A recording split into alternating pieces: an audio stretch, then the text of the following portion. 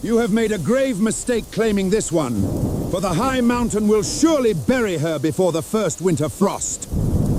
The station master muttered the grim warning, his breath pluming in the freezing rain as he stared through the cracked glass of the valley depot.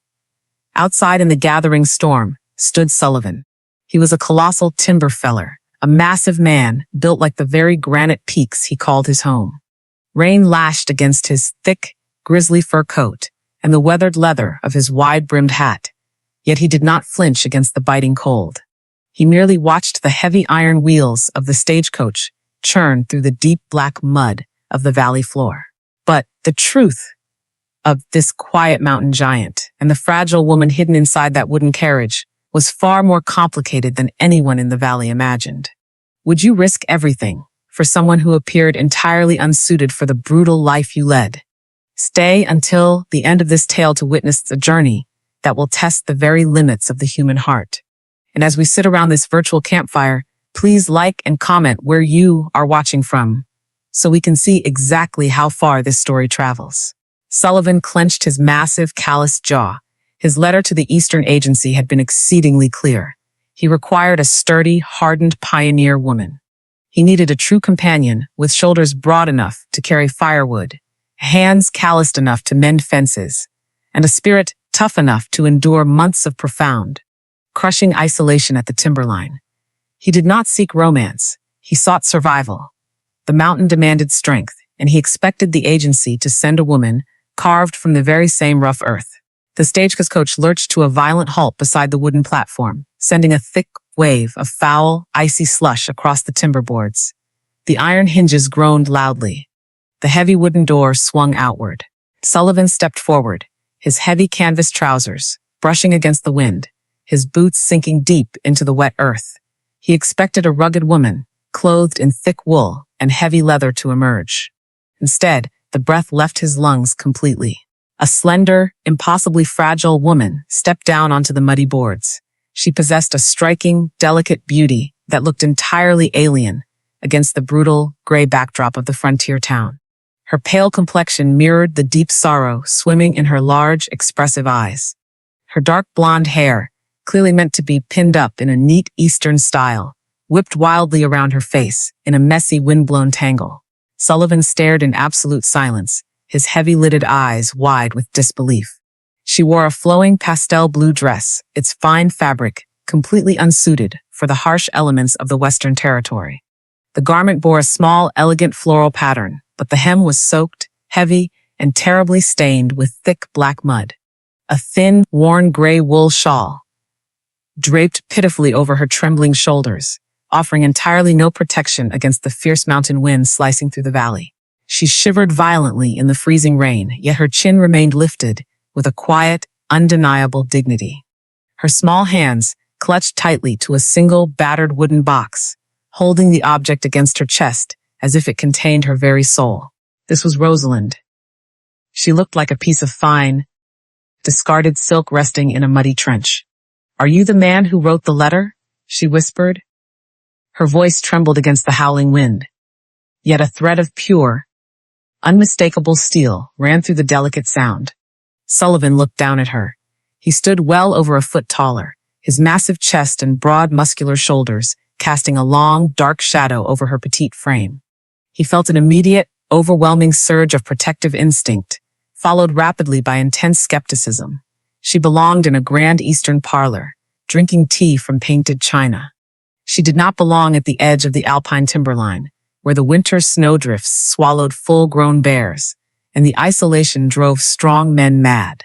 "I am Sullivan," he rumbled, his voice deep and rough like heavy stones grinding in a riverbed. "You are not the woman I asked for." Rosalind flinched slightly at the raw power of his voice, but she did not step back. She held her ground upon the slippery wooden planks. The freezing rain continued to soak through her thin shawl, plastering the fragile silk against her skin. She looked entirely exhausted, deeply suffering, yet fiercely determined to face him, without dropping her gaze. "The agency determined I was the one you needed," she murmured, her large eyes locking onto his serious, weathered face. "I am ready to travel up the mountain." Sullivan frowned deeply. His sharp, masculine features hardened under the shadow of his hat. He looked at her ruined shoes. They were delicate things, currently sinking into an inch of freezing mud. He knew the trail leading up to his cabin was completely washed out, treacherous and deadly. Even seasoned men wept on that grueling climb. To subject this fragile creature to such a brutal ascent felt like a profound cruelty. "You will not survive the week up there," he breathed, the heavy truth of his words hanging in the frigid air between them. "The wind alone will break you in half. I have survived far worse than wind." "Mr. Sullivan," she countered quietly, her tone carrying the heavy weight of 1,000 unspoken tragedies. The quiet intensity in her words caught the mountain giant completely off guard. He studied her pale face, searching the depths of her eyes for a lie, but found only profound grief and a quiet, unshakable resilience. Still, he knew the harsh reality of the high timber. He reached out one massive, scarred hand, intending to guide her back toward the warmth of the depot. He planned to buy her a return ticket on the very next carriage heading east. He would not let her die on his mountain. But before his thick fingers could even brush the wet fabric of her shawl, the long, grueling journey finally collected its toll. The remaining color drained completely from the face of the young widow. Her slender knees buckled beneath the heavy, wet fabric of her dress. She swayed dangerously toward the edge of the elevated platform, her eyes rolling back as the last ounce of her strength vanished. Sullivan surged forward with terrifying speed for a man of his immense size. He caught her delicate frame just before she could strike the muddy boards. She weighed practically nothing in his massive arms. She felt like a fragile winter sparrow, completely devoid of warmth. As she lost consciousness, her numb fingers finally released their desperate grip. The battered wooden box slipped from her hands. It tumbled through the rainy air and struck the hard iron rail of the carriage step. The brass latch shattered upon impact. The heavy lid flew open, and the hidden contents scattered directly into the dark, freezing mud at the boots of the giant mountain man. Sullivan glanced down, fully expecting to see fragile Eastern trinkets, useless jewelry, or delicate lace. Instead, his breath caught sharply in his massive chest. He stared at the objects resting in the mud, his entire perception of the fragile, broken woman in his arms instantly shattering into 1,000 pieces. Resting in the freezing black mud were not delicate Eastern trinkets.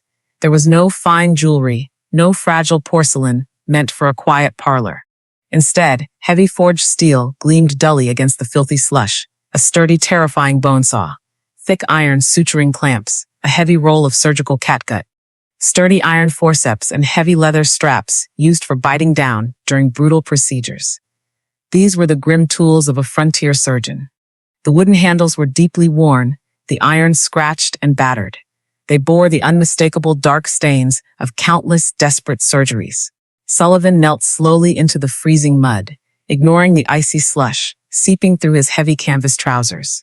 He gathered the steel instruments with immense care, placing them back into the shattered box. He looked down at the fragile, unconscious woman resting in his massive arm. She was no mere society widow seeking a foolish adventure. A woman carrying these brutal tools knew exactly what true suffering looked like. The mystery of her presence on his mountain deepened, twisting tightly within his chest. The heavy iron wheels of the large wooden wagon groaned against the steep, brutal incline of the mountain path. The ascent from the valley was a terrifying ordeal. The sheer drop bordered the narrow trail, plunging hundreds of feet into a dark, rocky gorge below. The draft horses snorted heavily, their thick breath pluming like smoke in the freezing air. Rosalind awakened slowly upon the hard wooden bench of the moving wagon. The violent mountain wind slashed through the ancient pine branches like shattered glass. She found herself wrapped tightly in a heavy, coarse wool blanket. Beside her sat Sullivan. His massive, muscular frame blocked the worst of the brutal wind, acting as a living wall of stone and heavy fur. He drove the massive horses with quiet, terrifying strength, his thick hands easily managing the heavy leather reins. The cold upon the high pass was terrible and absolute. Rosalind shivered violently beneath the heavy wool. Her delicate pastel blue silk dress remained damp and icy, offering no protection against the bitter elements. Frost began to form along the muddy, torn hem of her skirt. Her delicate face was entirely drained of color. Her fragile features, looking as though they were carved from pale marble. Her lips held a dangerous shade of pale blue. Yet, she made absolutely no sound.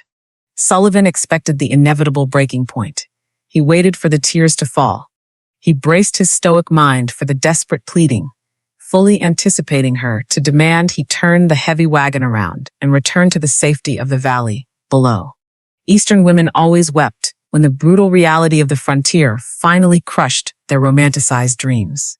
He watched her, discreetly from beneath the shadowed brim of his weathered leather hat, observing her fragile profile against the gray, violent sky.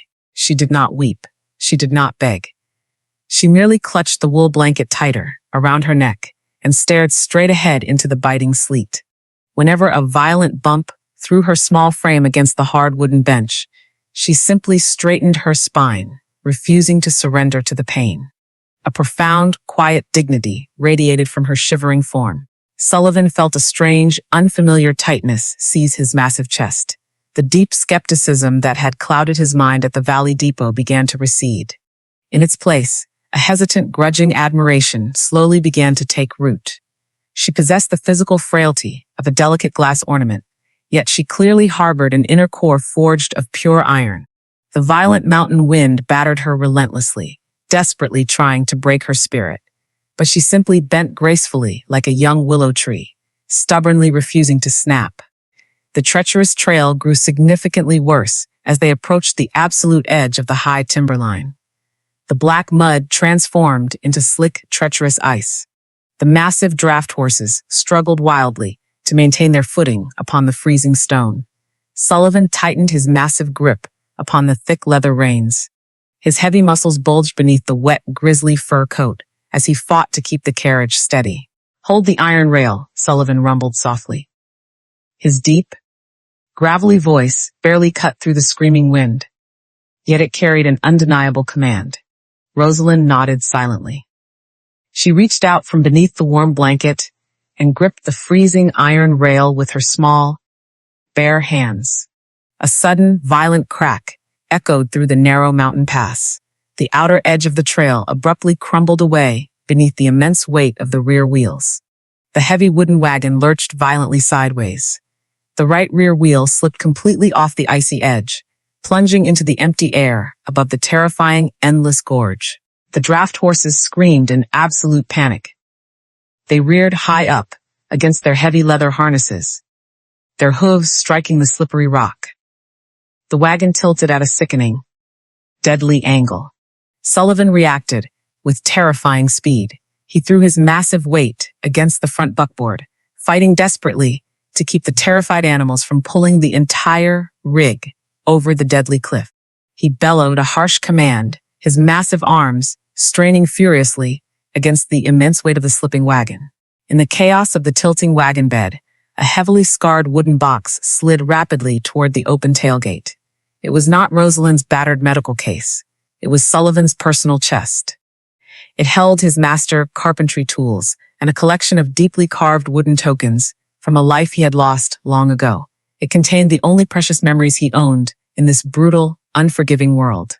The heavy chest hit the wooden tailgate. It teetered dangerously over the yawning abyss. Sullivan saw the box sliding out of the corner of his eye. He ground his jaw in sheer agony. He could not release the heavy leather reins to save it. If he let go for even a single second, the massive horses would surely pull them all into the deadly canyon below.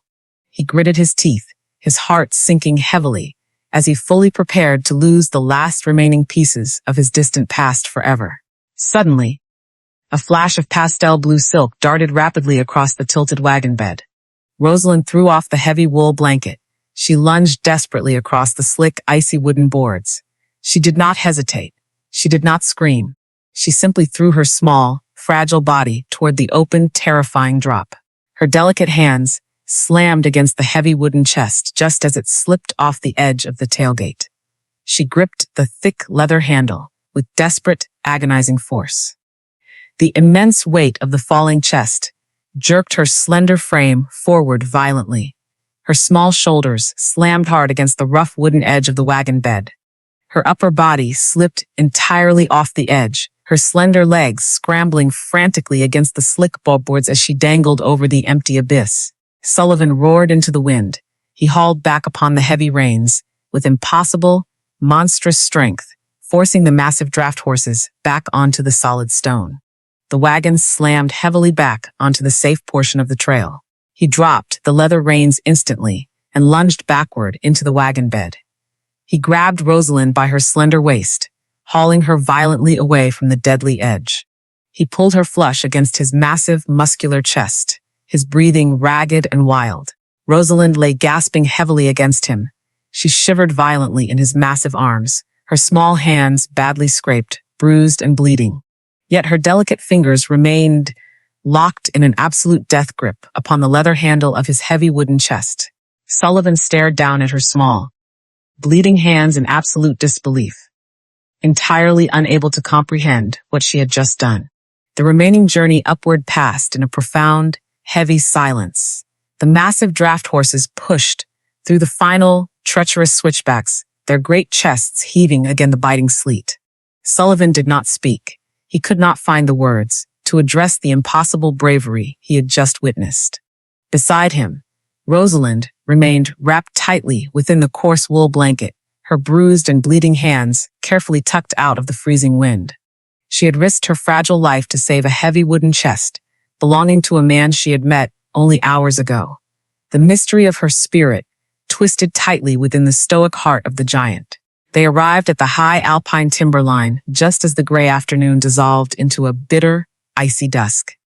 The massive silhouette of the cabin emerged from the driving snow like a solitary fortress, holding back the end of the world. Constructed of raw, unpeeled pine logs as thick as barrels, the structure looked as immovable as the very mountain upon which it rested. Sullivan hauled back upon the heavy leather reins, bringing the exhausted horses to a halt. He secured the wagon, lifted his heavy chest, and then turned to the shivering woman. He did not ask for permission. He simply reached down, lifted her frozen, fragile form into his massive arms, and carried her through the howling wind toward the heavy oak door. He kicked the heavy timber open. They crossed the threshold, stepping into the freezing, shadowed interior. Sullivan gently placed Rosalind upon a large wooden chair near the cold stone hearth. He immediately turned his immense focus toward building a fire, striking heavy iron against flint with rapid, desperate force. Within moments, eager yellow flames began to devour the dry kindling, casting a warm, flickering glow across the expansive room.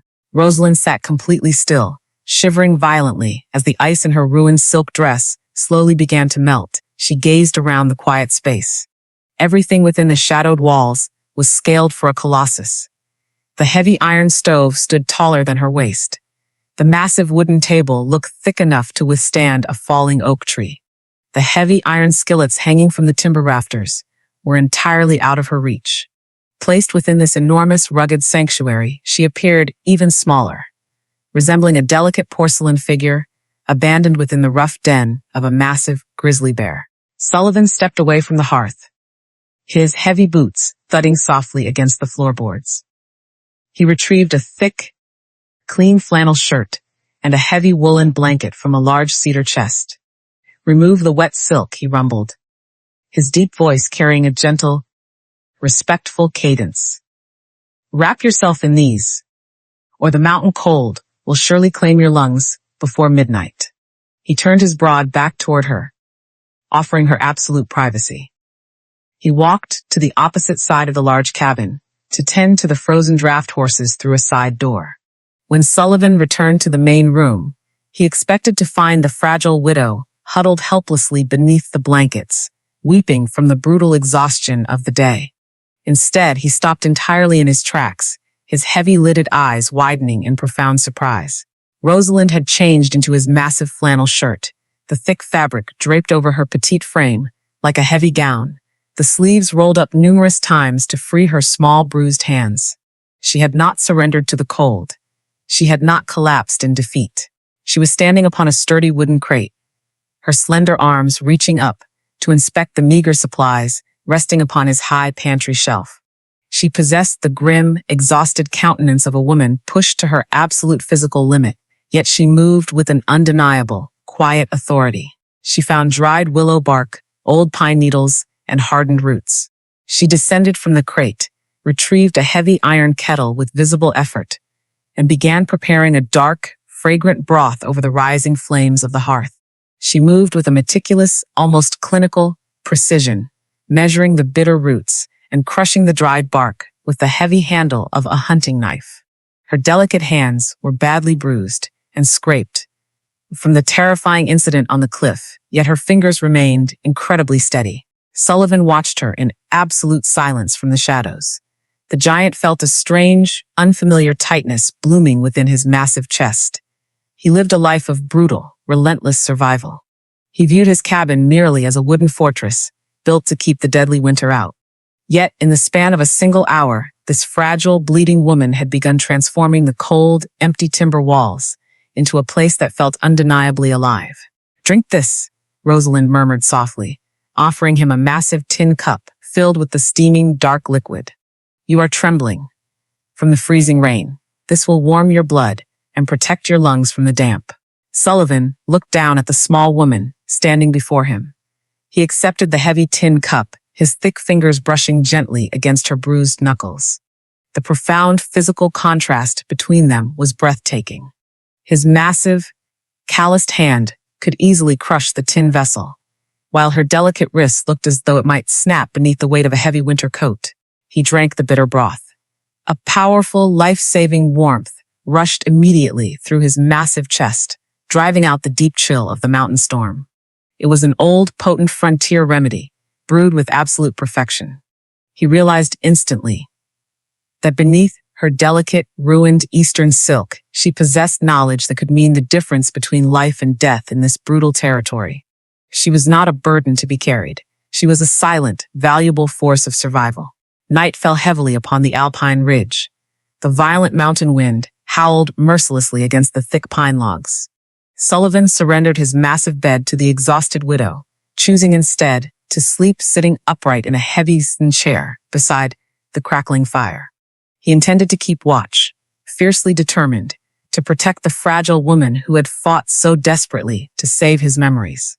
Hours drifted into the deep, absolute blackness of the mountain midnight. Sullivan woke suddenly to the sharp, cracking sound of a shifting log in the stone hearth. The fire had burned down to a mound of glowing ruby embers, casting long, dancing shadows across the heavy timber walls. He opened his heavy eyes, immediately searching the massive bed. It was completely empty. A strange, rhythmic whispering sound drifted through the quiet cabin. Sullivan turned his large head slowly toward the fading warmth of the stone hearth. Rosalind was kneeling upon the hard wooden floorboards, completely bathed in the dying red light of the embers. Her slender back was turned toward him. She rocked back and forth in a slow, agonizing motion, her small shoulders shaking with a silent, devastating grief. In her bruised, trembling hands, she held a strange, gleaming object retrieved from her shattered medical box. She pressed the cold steel against her forehead, engaging in a strange, heartbroken ritual, while whispering a single, desperate phrase over and over into the dying firelight. Sullivan leaned forward in his heavy chair, his breath catching sharply in his massive throat as he realized exactly what she was holding. In the dying red light of the hearth, Rosalind held a heavy, silver-plated surgical scalpel.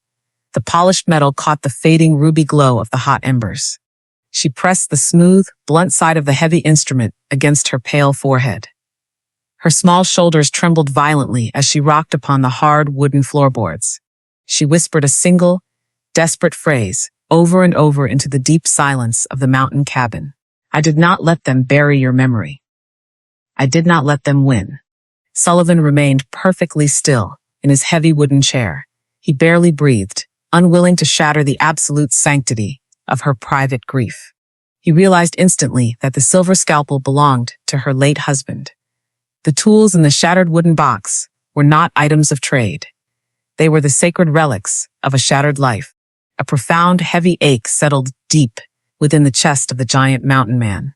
He closed his heavy-lidded eyes, silently vowing to protect the fragile widow from the crushing weight of the world, even if she never fully trusted him. The harsh alpine morning arrived with a brutal, blinding brightness. The violent mountain wind had finally died down overnight, leaving behind a frozen world encased completely in thick white ice. The heavy pine branches sagged dangerously beneath the immense weight of the frost. Sullivan rose long before dawn. He left the heavy cabin early to tend to the massive draft horses, providing them with rich grain, and to shatter the thick layer of ice forming over the wooden water trough. When he returned to the clearing outside the massive oak door, he stopped dead in his tracks. Rosalind was outside. She wore his massive canvas winter coat, draped over her small, trembling shoulders. The heavy fabric dragged through the deep snow like a discarded tent. Despite her overwhelming physical exhaustion and the lingering bruises from the terrifying wagon accident, she stood before the massive wooden chopping block. She gripped a heavy iron axe with her small, delicate hands, her knuckles entirely pale from the freezing temperature. She swung the heavy tool downward with all the fragile strength she possessed. The heavy iron blades struck the frozen pine log with a dull, hollow thud. The wood did not yield. Instead, the frozen knot sent a violent, bone-jarring shockwave directly up the thick, wooden handle. Rosalind gasped sharply. The violent impact twisted the heavy axe completely out of her grip. The rough, splintered wood of the handle tore viciously through the tender flesh of her palms. She dropped to her knees in the deep snow, her breath pluming rapidly in the freezing air as she cradled her bleeding hands against her chest. Sullivan crossed the icy clearing with massive, terrifying strides. He dropped a heavy bundle of thick leather harnesses into the snow, his heart hammering violently against his massive ribs. He did not harbor any anger toward her foolishness. He felt only a crushing, desperate fear that the harsh mountain had finally broken her spirit. "You must not do this," Sullivan rumbled, his deep voice thick with overwhelming concern. He knelt beside her in the deep snow, casting a massive, protective shadow over her trembling form. "The mountain work is entirely too brutal for hands unaccustomed to the heavy axe. I must earn my place here," Rosalind breathed heavily, her large, expressive eyes swimming with unshed tears of pure frustration.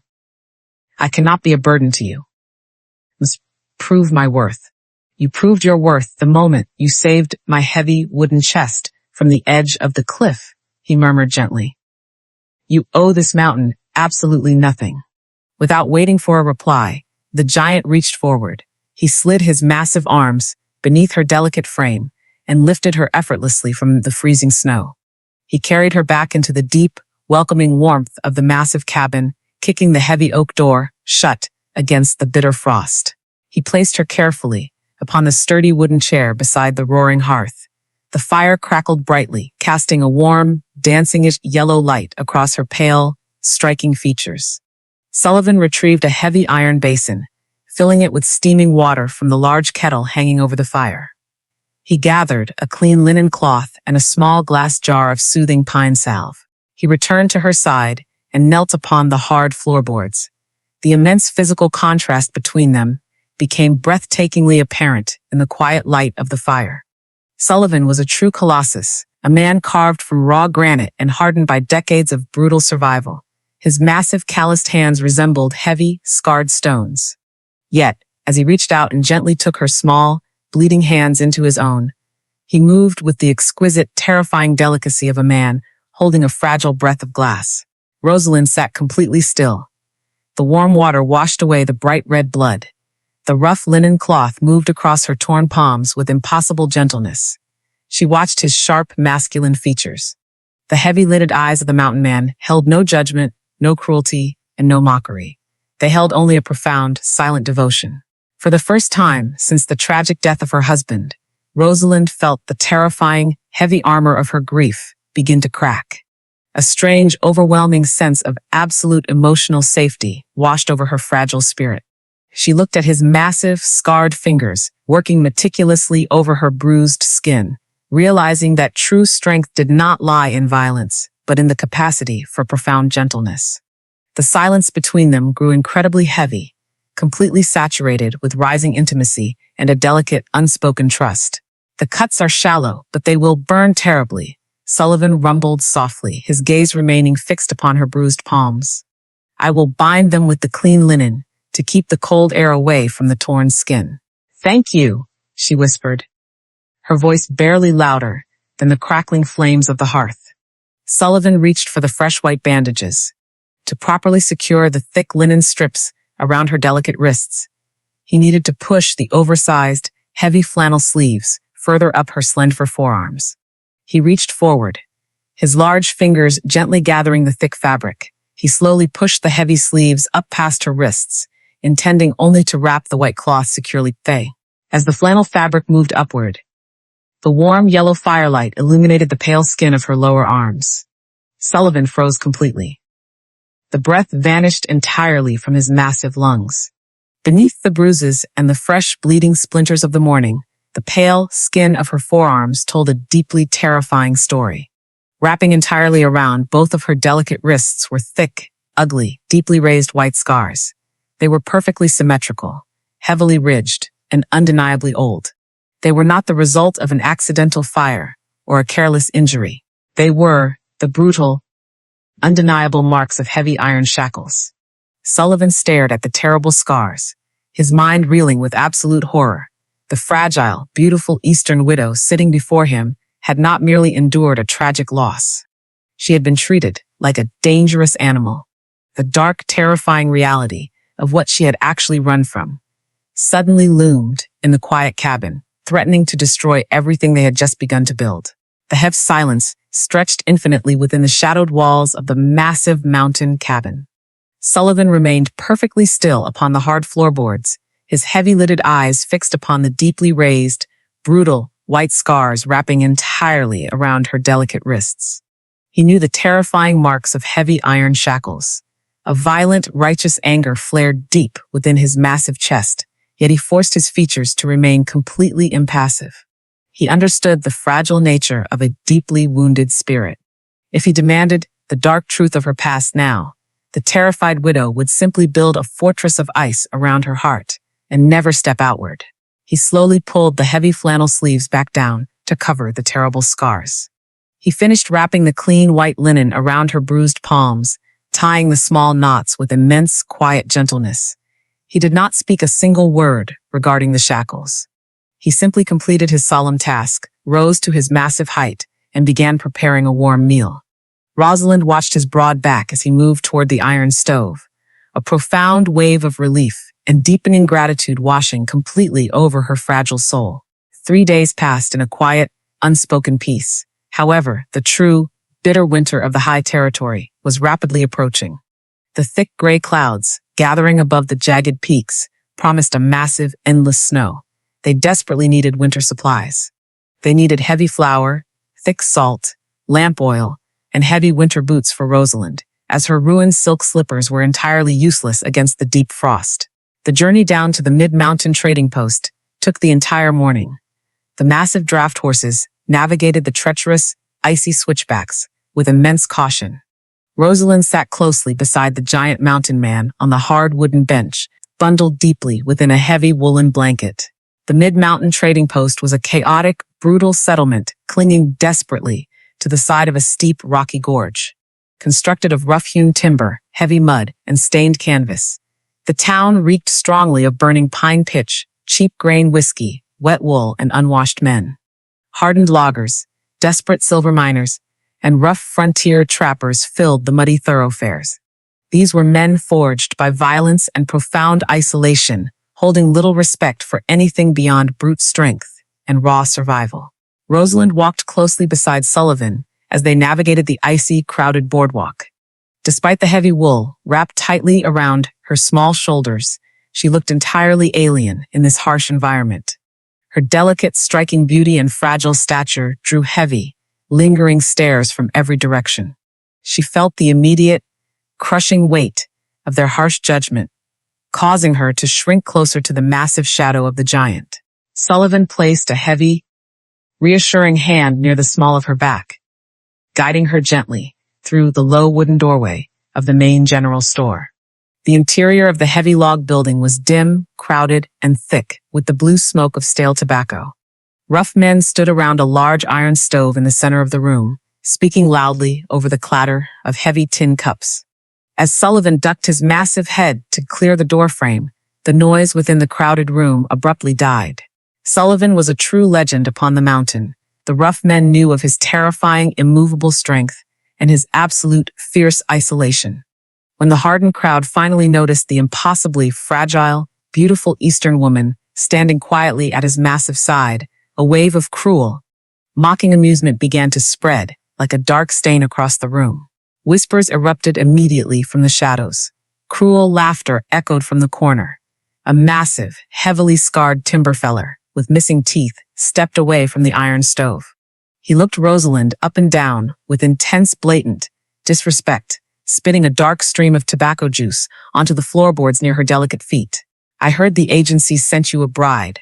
"Sullivan?" The scarred logger sneered, his voice loud enough to command the attention of the entire room. "But it looks like they sent you a broken porcelain doll instead. The cold wind will snap her entirely in half before the first heavy snowfall." The rough crowd erupted into harsh, mocking laughter. Another miner slammed a silver coin onto a wooden barrel. "I wager $2 she does not last the month," the miner shouted cruelly. "She is completely useless to a mountain man. She belongs in a glass box, not the high timber." Rosalind felt her heart shatter into pieces. The deep sorrow and the agonizing feeling of worthlessness rushed back into her fragile spirit. The cruel men were merely voicing the very fears that haunted her darkest nightmares. She truly believed she was a burden. She lowered her gaze to the dirty floorboards, a hot tear burning the corner of her eye as she prepared to endure the terrible public humiliation. Then, the mountain giant moved. Sullivan did not raise his deep voice. He did not strike the mocking logger. He simply stepped forward, placing his massive, mountainous body directly between Rosalind and the cruel crowd. The sheer, terrifying physical presence of the furious giant sucked the air entirely out of the crowded room. He stood like an immovable monolith of righteous wrath, his heavy-lidded eyes burning with a dark, terrifying authority. "Pick up the silver," Sullivan rumbled. His deep, gravelly voice was quiet, yet it carried a lethal, booming resonance that shook the very dust from the timber rafters. The room froze in absolute terror. The mocking laughter vanished instantly. "She is my wife," Sullivan commanded, his sharp, masculine features carved from pure granite. He turned slightly, looking down at Rosalind with a fierce, unwavering devotion that completely stole her breath. "She possesses more iron in her spirit than any man standing in this miserable room. She is the master of the high timberline, and any man who speaks a single word of disrespect toward her will answer directly to my heavy hands." The absolute, terrifying authority of his words hung heavily in the dead silence of the room.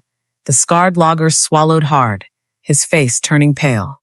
He quickly reached down, snatched the silver coin from the barrel, and backed away into the shadows without uttering another sound. A profound, overwhelming wave of true belonging washed completely over Rosalind. The dark shame melted away, replaced instantly by a fierce, undeniable loyalty to the giant who had just protected her dignity before the entire world. She stood taller, her quiet resilience returning in full force as she stepped proudly beside her massive protector. The trading post owner, a small, nervous man wearing a stained apron, scurried out from behind the long wooden counter. He wiped his hands rapidly upon a rag, his eyes darting fearfully toward Sullivan. "I beg your pardon, Mr. Sullivan," the owner stammered rapidly. "But a message arrived on the lower telegraph wire yesterday evening. It is addressed directly to the young Mrs." The nervous man extended a folded piece of yellow paper. Rosalind reached out with trembling, bandaged hands. She accepted the telegram and slowly unfolded the thin paper. As her large, expressive eyes swept over the single line of black ink, the blood drained entirely from her beautiful face, leaving her looking as pale as freshly fallen snow. The thin yellow paper trembled violently within the delicate, bandaged hands of the beautiful widow. The single line of black ink seemed to burn through the page, searing a terrible, agonizing panic directly into her fragile spirit. She could not draw a single breath. The noisy, dim interior of the trading post faded entirely into a distant, buzzing echo. The crushing terror of her past, a darkness she firmly believed she had left thousands of miles behind, rushed violently back into her mind. The paper crumpled in her trembling grip. Her slender knees weakened, threatening to betray her, entirely upon the dirty floorboards. Before the cold dread could pull her down into the darkness, a massive, heavy warmth enveloped her small shoulders. Sullivan stepped closer, wrapping his thick, muscular arm around her trembling frame. He did not snatch the telegram from her hands. He did not demand to read the agonizing words. He merely stood as an immovable pillar of absolute safety, offering his immense physical presence as an anchor against the storm raging within her mind. "We are leaving," Sullivan rumbled. His deep voice held a quiet, terrifying finality. He tossed a heavy gold coin upon the wooden counter, silently commanding the nervous store owner to gather their requested winter supplies. Within minutes, the heavy sacks of flour, the thick salt, and the warm winter boots were loaded into the back of the large wooden wagon. Sullivan lifted Rosalind effortlessly into the front seat, wrapping her trembling form deep within 3 layers of heavy woolen blankets. The journey back up the treacherous mountain path was haunted entirely by the ghost of the telegram. The sky above the jagged alpine peaks transformed into a bruised, violent purple. The bitter wind howled mournfully through the deep mountain passes, carrying the terrifying promise of a massive, deadly snow. Rosalind sat rigidly upon the hard wooden bench. She clutched the crumpled yellow paper tightly against her chest beneath the heavy blankets. She withdrew completely into a deep, agonizing panic. Her wide, expressive eyes stared blindly into the gathering storm. Her mind raced with terrible images of heavy iron shackles, cruel men, and a dark, suffocating room. She waited for Sullivan to demand answers.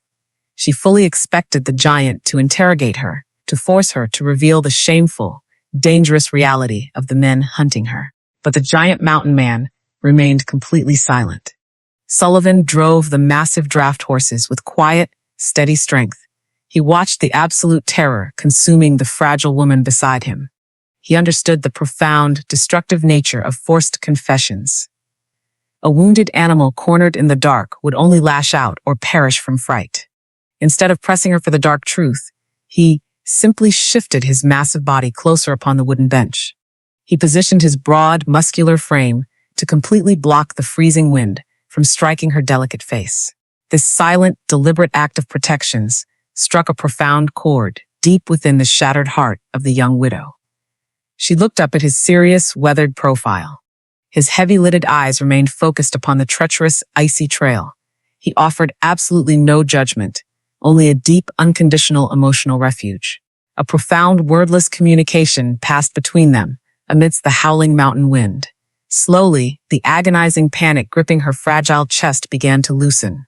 She leaned subtly against his massive arm, allowing the sheer, radiating heat of his large body to chase away the terrible cold of her memories.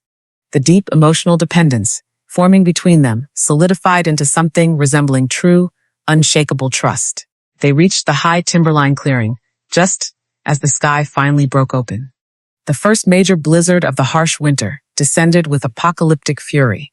The violent winds screamed through the ancient pine trees, carrying a blinding, horizontal sheet of thick white snow. The temperature plummeted instantly, transforming the very air into a freezing, suffocating wall of ice. Sullivan rushed the massive draft horses into the heavy timber barn, securing the heavy iron latches against the screaming gale. He gathered the supplies from the wagon and carried Rosalind through the blinding whiteout, kicking the heavy oak door of the massive cabin shut behind them. The transition from the deadly, howling storm outside to the deep, silent interior of the cabin was breathtaking. Sullivan immediately struck a flint, igniting the dry kindling within the massive stone hearth. Eager yellow flames roared to life, casting a warm, golden glow across the heavy timber walls. The massive iron stove soon radiated a powerful, life-saving heat. Rosalind sat upon the sturdy wooden chair beside the fire, her breathing finally slowing to a calm, steady rhythm. The heavy oak walls of the cabin felt like an impenetrable fortress. The terrible men from the east could never reach her here. The violent storm outside would surely bury the mountain passes beneath 10 feet of impenetrable snow. For the first time since the trading post, a profound sense of genuine safety washed over her fragile spirit. Sullivan removed his thick, grisly fur coat, shaking the heavy snow from his broad shoulders. He walked toward the thick, frosted glass of the single window, peering out into the apocalyptic whiteout. The storm was already burying the clearing. The snow fell so fiercely that the heavy timber barn, standing only 50 feet away, was completely invisible. The giant mountain man frowned deeply. His sharp, masculine features tightened in sudden realization. To survive a blizzard of this immense magnitude, the massive cabin required a constant, heavy supply of thick firewood. The heavy logs stacked upon the porch were too large for the iron stove. They required splitting. Sullivan looked toward the heavy iron hooks, near the door, where his primary tools hung. The leather straps were entirely empty. His heavy-lidded eyes widened in quiet dread. He remembered the morning Rosalind had attempted to help with the chores. The massive, heavy, iron-felling axe, the only tool capable of splitting the frozen logs, remained firmly embedded within the wooden chopping block out in the middle of the yard. In 10 minutes, the heavy snow would bury the chopping block entirely. If the axe froze solid beneath a mountain of ice, they would not be able to process the heavy wood. The fire would eventually die and the brutal cold would claim them both before the week ended. Sullivan turned slowly toward the heavy oak door, his massive chest rising heavily as he reached back for his thick fur coat, knowing fully that stepping into a blinding mountain whiteout was a gamble with absolute death. The massive oak door shook violently under the furious assault of the mountain wind. Sullivan reached for his thick, grisly fur coat. He pulled the heavy garment over his broad shoulders, his jaw clenched tightly. The blinding whiteout beyond the thick window glass resembled a terrifying, swirling ocean of pure ice. To step into the storm was sheer madness, but to remain inside without the heavy iron-felling axe meant a slow, freezing death for them both. "You cannot go out there," Rosalind breathed, her delicate hands gripping the heavy wooden back of a chair. "The wind will bury you before you reach the center of the yard. If the ice swallows the iron blade, we will not survive the week," Sullivan rumbled, his heavy-lidded eyes fixed upon the freezing glass. "Do not open the thick door until you hear my heavy boots against the timber porch. Keep the heavy iron latch secured." He threw the heavy iron bolt backward. The thick oak door whipped open violently, instantly filling the cabin with a swirling, biting vortex of white snow. Sullivan stepped out into the apocalyptic storm. He pulled the thick door shut behind him, the heavy iron latch clicking securely into place. Silence returned to the cabin, heavily underscored by the muffled, terrifying scream of the blizzard. Rosalind stood perfectly still for a single moment, her heart hammering violently against her fragile ribs. Then, the quiet resilience that had carried her through 1,000 horrors took absolute command. She refused to sit idly by the fire and wait for the giant to die. She understood the terrifying reality of profound hypothermia. She had treated frozen, dying men in the eastern hospitals before her life completely shattered. She sprang into deliberate, calculated action. She threw off the heavy woolen blankets and rushed toward the hearth. She grabbed the heavy iron kettle, filling it entirely with fresh water from a wooden bucket, and swung the heavy iron arm directly over the roaring yellow flames. She retrieved 6 smooth, heavy river stones resting along the outer edge of the hearth and pushed them directly into the hot, ruby embers. She moved to the large cedar chest, pulling out every thick wool blanket and heavy flannel shirt she could find. She arranged them aggressively upon the heavy wooden rug, positioned directly in front of the massive iron stove, creating a dense, warm sanctuary of fabric. She rushed to the pantry, retrieving the bitter willow bark and dried roots, crushing them rapidly to brew another potent, life-saving tea. Minutes stretched into a terrifying, agonizing eternity. The violent wind continued to scream. The frost began to creep heavily along the edges of the window glass.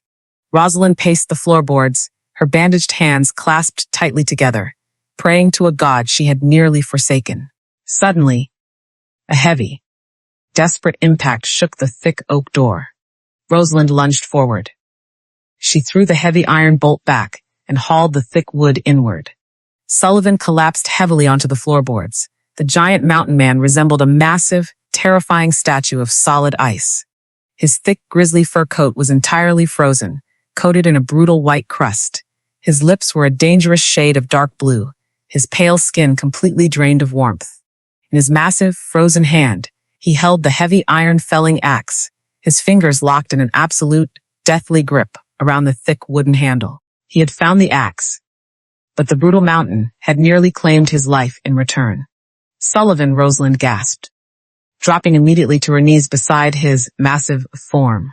He did not answer. His heavy-lidded eyes were rolled back, his massive chest barely rising beneath the frozen fur. Rosalind did not hesitate.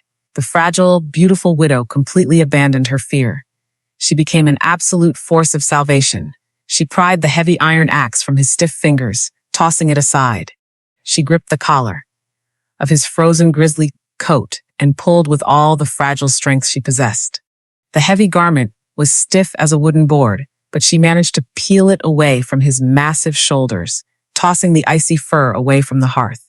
She unbuttoned his freezing canvas shirt, exposing his heavily scarred, muscular chest to the warm, dancing light of the fire. She grabbed the heavy linen cloths she had prepared, retrieved the burning hot river stones from the fire with a heavy pair of iron tongs, and wrapped the stones securely within the thick fabric. She packed the wrapped, heated stones closely around his massive torso, against his neck and beneath his heavy arms. She grabbed a rough, dry towel and began rubbing his massive, freezing hands furiously. The immense physical contrast between them vanished entirely in the desperate fight for survival. She was the protector now. She leaned over his massive chest, using the heat of her own small body to trap the rising warmth of the heavy blankets. She pressed a hot tin cup of bitter willow bark tea against his blue lips, carefully tilting his heavy chin to let the warm liquid trickle down his frozen throat. "You will not die on this mountain," Rosalind murmured fiercely, her voice thick with absolute determination. "Do you hear me, giant? You will not leave me alone in this dark." For 2 agonizing hours, she fought the brutal, creeping cold. She swapped the cooling river stones for fresh, hot ones. She rubbed warmth furiously into his massive limbs, her bandaged hands aching terribly, yet she entirely ignored the pain. Slowly, the dangerous blue tint faded from his lips. A heavy, ragged breath escaped his massive lungs. Sullivan slowly opened his heavy-lidded eyes. His vision swam wildly, finally focusing upon the delicate, striking face of the beautiful widow, leaning closely over him. She was exhausted, weeping silently from pure relief, her fragile hands wrapped tightly around his massive, scarred fingers. The stoic, impenetrable barrier surrounding the heart of the giant completely shattered. He realized the impossible truth. This fragile, broken woman had not merely survived the storm. She had waged absolute war against the mountain to save his life. A profound, overwhelming wave of true respect and deep vulnerability washed entirely over him. The brutal shock of the cold brought a heavy, burning fever to his mind. Sullivan reached up weakly, his massive, heavy fingers brushing gently against her pale cheek. His eyes grew clouded, his mind slipping backward into the dark, terrible shadows of his past. "I did not come to this high ridge to survive, Rosalind." Sullivan breathed heavily, his deep voice carrying the agonizing weight of a broken soul. "I came to this frozen place to serve a life sentence." Rosalind leaned closer, her breath catching sharply in her delicate throat. "I built the very wooden walls that trapped them," he whispered, a single devastating tear escaping his heavy eye to roll down his weathered temple. "The fire took everything I loved, and I could not break the heavy timber to save them." His heavy eyes rolled backward as he surrendered completely to the exhaustion, leaving Rosalind kneeling beside the roaring fire, staring in absolute, heartbreaking shock as the dark truth of his exile echoed heavily into the mountain night. The heavy, devastating confession echoed into the quiet mountain night, leaving Rosalind completely paralyzed beside the roaring hearth. The massive giant lay motionless upon the thick woolen blankets, the burning fever radiated from his deeply scarred chest, battling the profound chill that had nearly claimed his life. Rosalind did not move away. She remained kneeling upon the hard floorboards, tending meticulously to the hot river stones and wiping the freezing sweat from his weathered brow. Her delicate heart ached terribly for the heavy burden he carried, realizing that the immovable mountain man harbored a sorrow just as deep as her own. Hours crawled agonizingly through the deep, absolute blackness. The violent mountain wind slowly began to lose its terrifying fury, the aggressive howling softening into a mournful, hollow moan against the heavy timber walls. The thick snow piled relentlessly against the window glass, entombing the small cabin in a pristine white silence. Shortly before the bleak gray dawn, the heavy, ragged breathing of the mountain giant finally deepened into a natural, restful rhythm. The dangerous fever broke. Sullivan slowly opened his heavy-lidded eyes, blinking against the warm, dancing, yellow light of the fire.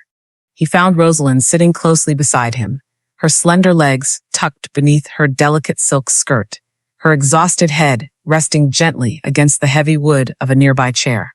He shifted his massive shoulders, the thick wool blankets rustling loudly in the quiet space.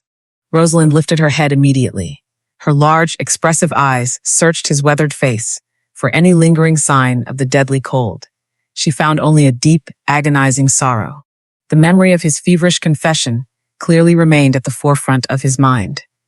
He looked away from her striking gaze, his sharp, masculine features tightening in profound shame. "You should not have heard those words," Sullivan rumbled, his deep voice thick with regret. He stared into the glowing ruby embers. "I am a man constructed of ruined timber and dead ash.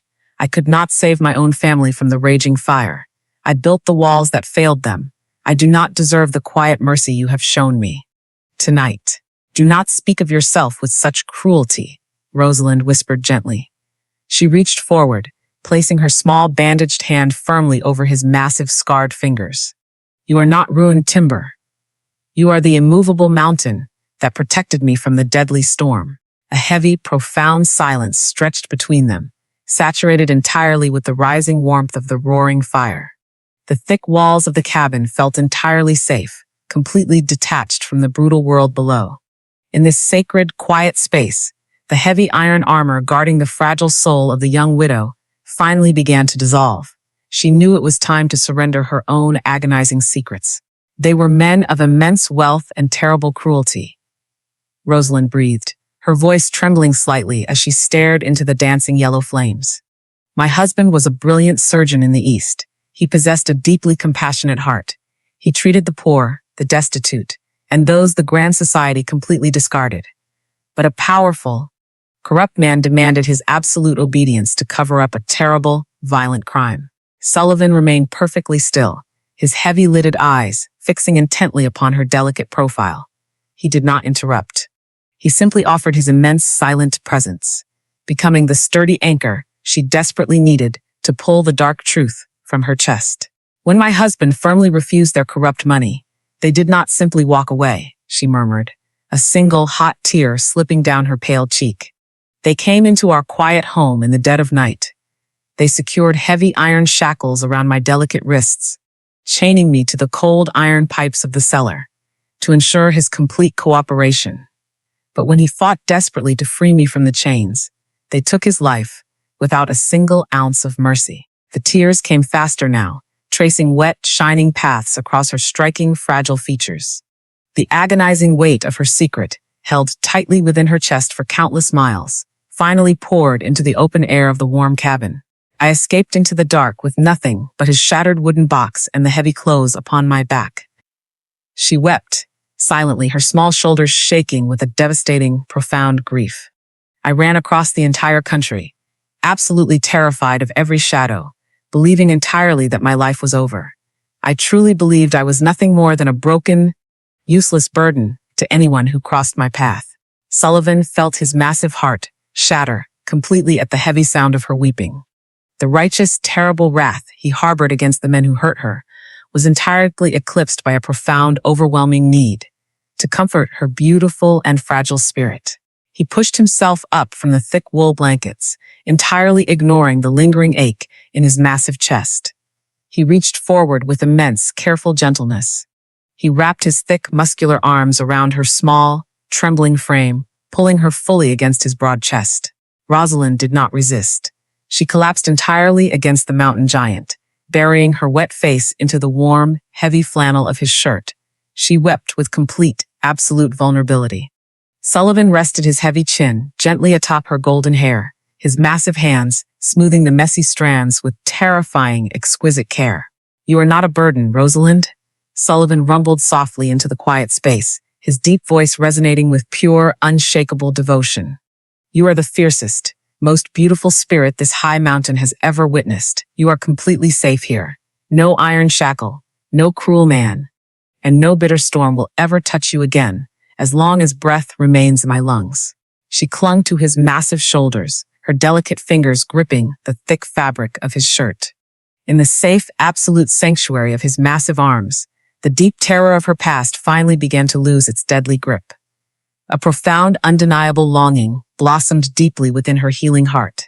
The shared grief in the quiet room transformed slowly into a powerful, mutual forgiveness. They were two broken souls finding perfect, unexpected completion within the shattered pieces of each other. They remained wrapped together on the hard floorboards as the dark night slowly surrendered to the new morning. The howling wind eventually ceased entirely.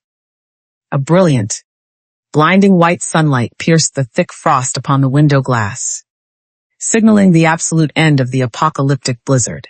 Sullivan rose slowly, his incredible strength returning completely to his massive limbs. He offered his large hand, pulling Rosalind gently to her feet. The heavy tension in the cabin was entirely gone, replaced by a radiant, unspoken intimacy that completely bound their spirits together. He walked to the heavy oak door, throwing back the iron bolt to inspect the damage of the deep freeze. He pulled the thick wood inward. The freezing mountain air rushed into the warm cabin, crisp and profoundly silent. The entire alpine clearing was buried beneath 4 feet of pristine, untouched white snow. The heavy pine trees bent deeply toward the earth, glittering fiercely beneath the bright, piercing morning sun. Sullivan smiled softly, feeling completely at peace for the first time in 10 agonizing years. He stepped out onto the heavy timber porch to survey the quiet, frozen beauty of his domain. However, the warm smile vanished entirely from his weathered face. His heavy-lidded eyes locked onto a terrifying anomaly in the perfect, untouched snow, breaking heavily through the pristine white drifts, emerging directly from the treacherous tree line and heading straight toward the edge of their isolated clearing, was a fresh, deeply carved trail of unfamiliar horse tracks. Sullivan knelt slowly into the deep, pristine snow. His massive fingers traced the heavy, violent indentations breaking the pure white surface of the clearing. The tracks were deeply carved, driven by heavy animals carrying immense weight. He recognized the distinct shape of the iron horseshoes immediately. They were flat, wide, and entirely lacking the heavy ice cocks used by the rugged men of the high territory. These were Eastern horses ridden by men who possessed absolutely no respect for the deadly nature of the mountain. The violent men from Rosalind's terrifying past had not surrendered. They had followed. They had followed the heavy wagon trail before the blizzard struck, and they were currently waiting somewhere below the frozen ridge. Sullivan rose to his massive height. A dark, lethal stillness settled entirely over his sharp, masculine features. He turned away from the freezing wind and stepped back into the warmth of the massive cabin, securing the heavy oak door with absolute finality. Rosalind stood near the roaring hearth, her large, expressive eyes reading the terrifying truth etched deeply into his weathered face. The blood began to drain from her beautiful features. The heavy, suffocating terror attempted to claw its way back into her fragile chest. "They are here," Rosalind breathed heavily, her small hands trembling against her pastel silk skirt. "They are camped below the high pass," Sullivan rumbled, his deep voice carrying a terrifying, immovable calm. "They cannot navigate the deep snow of the upper ridge today. But when the freezing sun hardens the drifts tomorrow, they will ascend the final trail." He did not offer false comfort. He did not tell her to hide in the dark. Instead, he walked toward a heavy wooden cabinet near his bed. He unlocked the thick iron latch and retrieved a massive, heavy-barreled Winchester rifle. The dark walnut stock gleamed in the dancing yellow light of the fire. He carried the heavy weapon across the room and stood directly before the fragile widow. "I will go down to the lower timberline tonight and stop them before they reach this clearing," Sullivan murmured, his heavy-lidded eyes burning with absolute fierce devotion.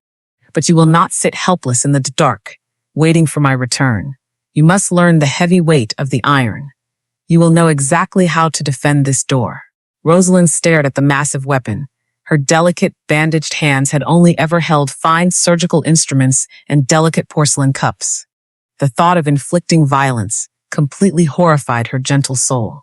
Yet, as she looked up into the fiercely protective eyes of the mountain giant, she realized that true courage was not the absence of fear, but the willingness to stand firmly against the dark.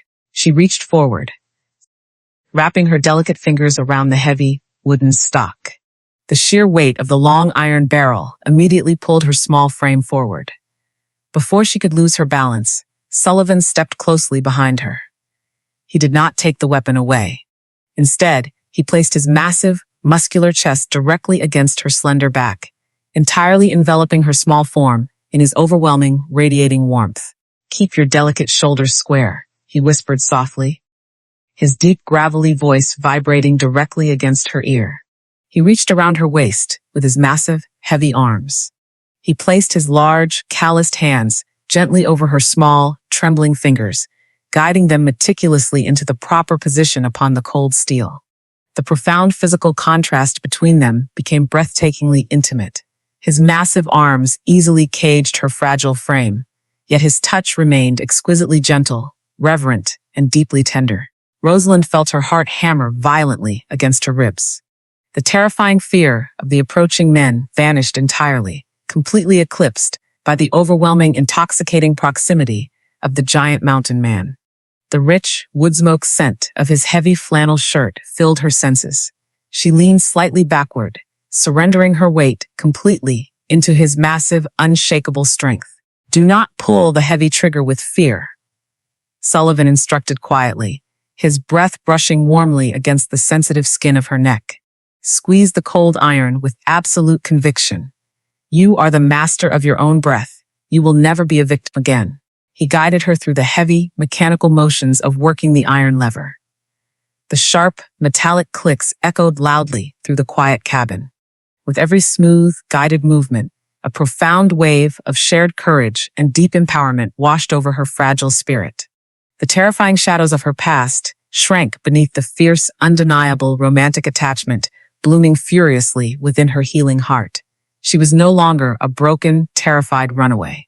She was a woman fiercely protected, deeply cherished, and entirely capable of standing beside the giant she had grown to love.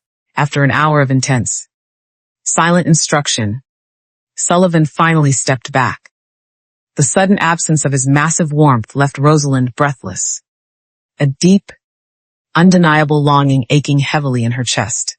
"I must secure the outer perimeter and gather heavy timber for the night," Sullivan rumbled softly, his heavy-lidded eyes lingering upon her beautiful, flushed face. "Lock the heavy iron bolt behind me. I will return before the sun falls behind the jagged peaks." Rosalind nodded silently. She watched him step out into the freezing, blinding sunlight, securing the heavy door firmly the moment he crossed the threshold. The massive cabin fell into a deep, heavy silence. Rosalind set the heavy rifle carefully upon the sturdy wooden table. Her fragile mind raced with 1,000 chaotic emotions. She needed to occupy her hands, to distract her thoughts from the deadly men lurking below the frozen ridge. She remembered seeing a stack of heavy canvas sacks in the side workshop attached to the main room. They could use the thick material to further insulate the freezing window frames. She pushed open the heavy timber door, leading into his private workroom. The small space smelled intensely of fresh cedar sawdust, sharp pine pitch, and old leather. Heavy carpentry tools hung meticulously along the rough timber walls. In the dark corner of the room rested a large, unusual object, completely draped beneath a heavy, dust-covered canvas tarp. Driven by a sudden, undeniable curiosity, Rosalind crossed the quiet room. She reached forward and pulled the heavy canvas backward. The thick fabric fell to the wooden floorboards with a soft thud, revealing a piece of woodwork so exquisitely beautiful, it completely stole the breath from her delicate lungs. It was a wooden baby cradle. The heavy oak had been sanded to an impossible silken smoothness. Intricate, Stunningly beautiful wildflowers were deeply hand-carved into the curved wooden sides. Yet the beautiful object was entirely unfinished. The wooden rockers were only half-shaped, and the dark staining abruptly ended halfway across the beautiful wood, as if the massive hands shaping it had suddenly, permanently stopped working. Rosalind stared at the abandoned masterpiece, her delicate hand rising to cover her trembling mouth as a fresh, agonizing heartbreak washed completely over her spirit. Rosalind reached forward with trembling fingers. She gently traced the exquisite, delicate wildflowers carved deeply into the heavy oak. The wood possessed an impossible silken smoothness beneath her touch. Every single petal, every curving stem, radiated a profound, overwhelming love. To look upon this beautiful, unfinished object was to look directly into the shattered, bleeding heart of the giant mountain man. The realization struck her with the physical force of a heavy stone. This was the dark secret he had confessed during the terrible fever. This was the family he could not save from the raging fire. The heavy timber floorboards groaned suddenly in the main room. Rosalind gasped softly, turning toward the open doorway. Sullivan stood motionless beneath the heavy timber frame. He had returned early from his perimeter check, his massive canvas coat dusted lightly with fresh, blowing snow. His heavy-lidded eyes were locked entirely upon the uncovered wooden cradle. The blood drained completely from his weathered face. The giant froze, appearing entirely paralyzed by the sudden brutal collision with his own agonizing past. He did not harbor any anger toward her discovery. He merely looked incredibly weary, like a massive stone pillar, finally cracking beneath the immense weight of the world. "I did not mean to intrude," Rosalind breathed gently, her voice barely a whisper in the cold, cedar-scented air. She did not step away from the beautiful wood. Instead, she turned her body fully toward him, offering an absolute, open compassion. "The carving is the most beautiful work I have ever seen." Sullivan lowered his massive head. He stepped slowly into the dim workshop, his heavy boots making entirely no sound upon the sawdust-covered floor. He approached the wooden cradle and reached out. His massive, heavily scarred fingers hovered just above the carved wildflowers, completely terrified to touch the smooth oak. "I was crafting it for a little girl I never had the chance to meet," Sullivan rumbled, his deep voice carrying the devastating, hollow echo of a ruined cathedral. 10 long years ago, the lower valley was my home. I built a grand, sturdy timber house for my wife. We were expecting our first child before the first heavy frost. Rosalind remained perfectly still, her large, expressive eyes swimming with warm, empathetic tears. She listened with complete, silent devotion. "I felled the heavy trees myself. I shaped every thick wooden beam," he murmured, a single tear escaping to trace a shining path down his rough, tanned cheek. "But I used green timber for the heavy door frame. When the brutal winter fire swept through the valley one terrible night, the intense heat warped the green wood. The heavy door jammed entirely. They were trapped inside the very walls I constructed to keep them safe. I fought the heavy iron latch until the skin burned, entirely from my hands, but I could not break the thick wood in time." The agonizing weight of his confession settled heavily upon the cold air. The profound guilt he carried was an endless, suffocating ocean. He had exiled himself to the frozen alpine ridge, not merely to survive, but to serve a brutal, self-imposed sentence of absolute isolation. "You built the house with love, Sullivan," Rosalind whispered fiercely. She stepped directly into his massive space, closing the physical distance completely. "You did not light the terrible fire. You are not a man made of ruined timber. You are a man possessing a beautiful, protective soul, and you have punished that soul for entirely too long." She reached up with her small, bandaged hands. She gently grasped his massive, heavy wrists, lowering his rough hands away from the wooden cradle. She held his scarred fingers firmly against her own delicate chest, allowing him to feel the steady, reassuring beat of her fragile heart. "My husband and I dreamed of filling our quiet home with beautiful children," she breathed, her own tears finally spilling over her pale cheeks. "We painted a small room yellow. We bought tiny, soft blankets. But the cruel men from the city stole that future before it could even draw a single breath. They took his life, and they left me believing I would never hold a child, never build a family, and never feel safe again." Sullivan looked down into her striking, beautiful face. The profound, shared agony of their broken dreams mirrored perfectly within their eyes.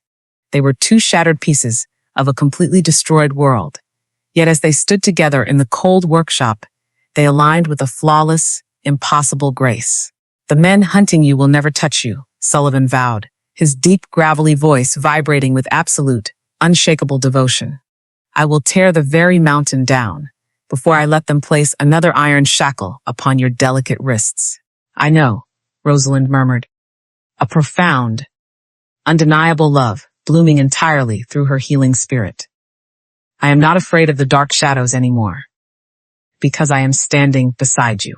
The giant mountain man released a heavy, ragged breath. The thick, impenetrable wall of ice surrounding his heart completely shattered, melting away into a vast, overwhelming warmth. He reached up, his massive, calloused fingers cradling her delicate, porcelain face with terrifying, exquisite gentleness. He wiped away her warm tears, his touch speaking 1,000 unspoken promises of second chances, enduring protection, and absolute devotion. Rosalind leaned heavily into his immense palm, closing her eyes as a deep, profound peace washed over her entirely. The heavy burden of her grief simply vanished. The empty, agonizing void within her fragile chest filled completely with the radiant, undeniable light of his love. They stood in the quiet silence of the cedar room, completely bound together by a force far stronger than the brutal elements raging outside the heavy log walls. For the very first time in 10 years, Sullivan felt a true, powerful desire to finally finish carving the heavy wooden cradle. He leaned down slowly, his sharp, masculine features drawing close to her delicate face. The space between them crackled with an intense, beautiful longing. They were perfectly safe. The world outside the heavy timber walls completely ceased to exist. Suddenly, a sharp, violent sound tore through the quiet afternoon. The heavy, booming crack of a high-powered rifle shot echoed viciously from the frozen tree line, instantly shattering the peaceful silence of the mountain ridge. The heavy, booming crack of the rifle shot shattered the sacred silence of the cedar room. The sharp, violent sound rolled like deadly thunder across the frozen alpine ridge. Sullivan reacted with terrifying, primal speed. The immense, tender gentleness vanished entirely from his heavy-lidded eyes, replaced instantly by the lethal, calculating instinct of an apex predator.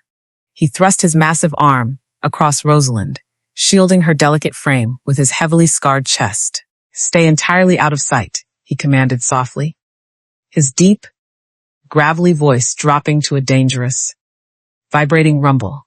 He moved swiftly into the main room, his heavy boots making absolutely no sound upon the floorboards. He grabbed the massive Winchester rifle from the sturdy wooden table. Rosalind followed closely behind him, her heart hammering violently against her fragile ribs. Yet the suffocating panic that had once ruled her life was completely absent. She did not run to hide beneath the heavy woolen blankets. She did not weep in absolute terror.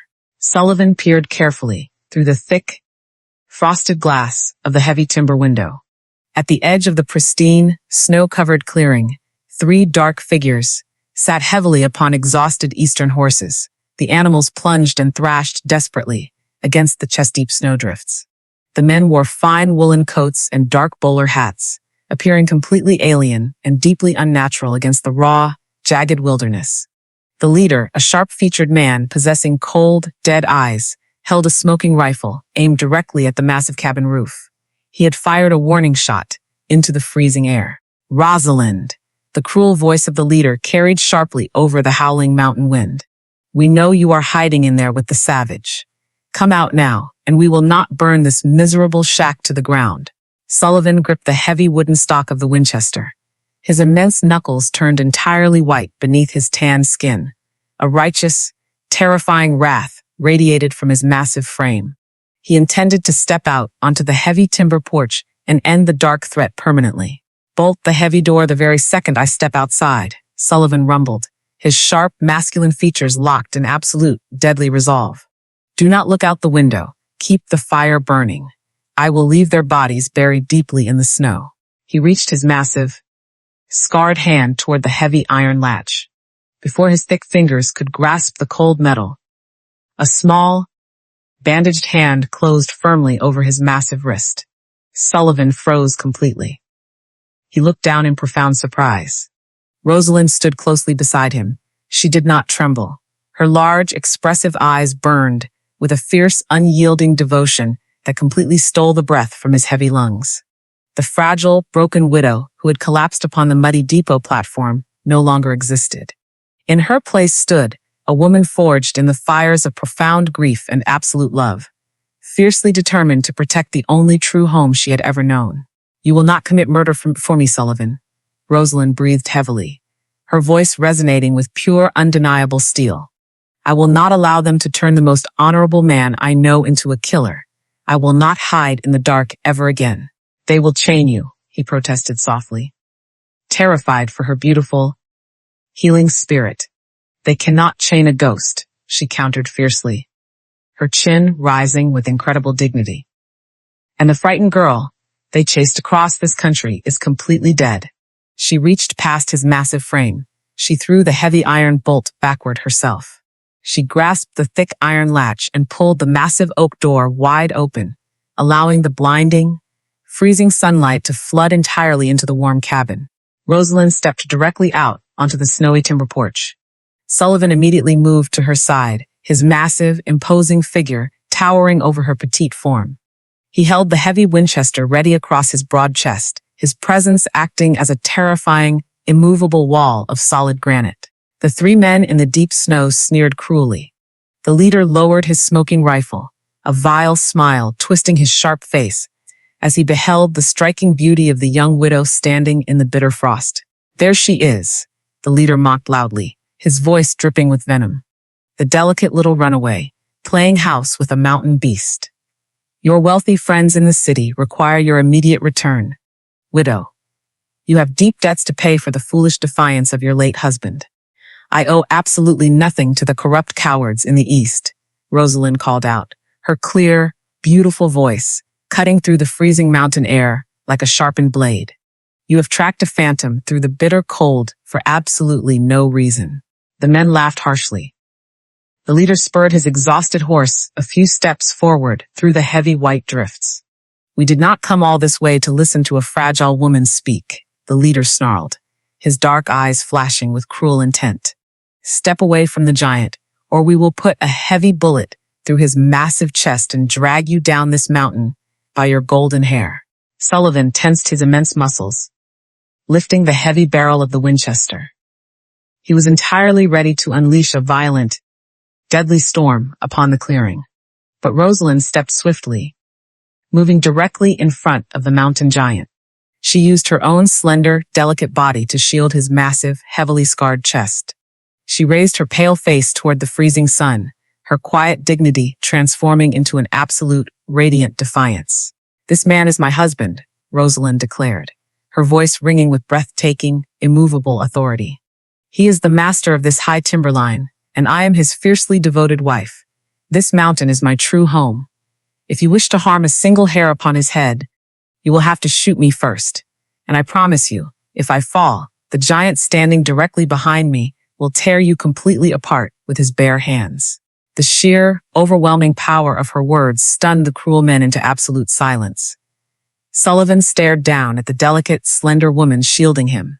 A profound, triumphant awe swelled within his massive chest. The agonizing fear of loss he harbored melted away entirely, replaced by a fierce, unshakable devotion. She was not a fragile glass doll. She was a true queen of the rugged frontier, claiming her rightful throne in the deep snow. The vile smile slowly vanished from the face of the Eastern leader.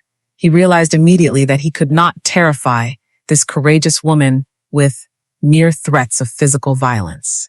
She had found a strength far greater than any heavy iron shackle. "A beautiful speech," the leader sneered coldly, his dark eyes narrowing into terrifying slits. But completely useless. He did not raise his heavy rifle. Instead, the cruel man reached deep inside his fine woolen coat. He pulled out a thick, heavy parchment folded neatly beneath a dark red wax seal. "Your proxy marriage through the Western agency is completely void," the leader shouted, waving the heavy legal document in the freezing air. I carry a federal warrant issued directly by a high judge in the East. It legally invalidates your fraudulent union. The leader smiled wickedly, the dark promise of absolute destruction gleaming in his cold, dead eyes. He is not your husband, Rosalind, the cruel man mocked loudly. In the eyes of the law, he is nothing more than a savage kidnapper holding a wealthy widow hostage. And when the armed marshals arrive tomorrow morning, he will hang by his thick neck until he is completely dead. The heavy legal parchment fluttered violently in the freezing mountain wind. The dark red wax seal of the federal court gleamed like a single drop of fresh blood against the blinding white snow of the alpine clearing. The cruel Eastern leader did not need to raise his heavy iron rifle again. He possessed a weapon far more destructive than mere gunpowder and lead. He wielded the crushing, absolute authority of the law. The federal marshals are resting their horses at the Valley Depot, the leader shouted, his voice dripping with venomous, wicked triumph. They will ascend this mountain at dawn if we do not return with the runaway widow by sunrise. They will come with a dozen heavy rifles. They will burn this beautiful cabin entirely to the ground. They will place you in a dark, freezing federal cell for the rest of your miserable life, Rosalind, and they will hang your precious giant from the nearest heavy pine branch until he is completely dead. The three vile men turned their exhausted horses around, plunging heavily back into the deep snowdrifts toward the lower trail. Be at the lower pass before the sun clears the jagged peaks, the leader sneered over his shoulder, his cold eyes filled with terrible malice. Or the marshals will come for you both. Sullivan and Rosalind stood completely still upon the heavy timber porch. The freezing wind howled mournfully through the ancient pine branches. The profound, radiant victory they had shared only moments ago shattered entirely, replaced by a dark, suffocating dread. Sullivan reached out, placing his massive, heavily scarred hand gently upon her slender shoulder. He guided her back into the warm sanctuary of the massive cabin and pushed the thick oak door closed. He slid the heavy iron bolt into place. The loud metallic click echoed through the quiet room, like the terrible sound of a heavy prison door slamming shut. He walked slowly toward the roaring stone hearth. He did not speak. The giant mountain man stared deeply into the dancing yellow flames. His massive, muscular chest rose and fell heavily beneath his thick canvas shirt. His sharp mind raced through 1,000 desperate scenarios, but every single path ended in absolute tragedy for the fragile woman standing behind him. If he fought the three men, the federal marshals would surely come. If he killed the federal marshals, they would instantly become hunted animals. They would be forced to flee into the highest, deadliest peaks, freezing in the brutal wilderness until the heavy snow finally claimed their lives. If they were captured, she would be dragged back to the east.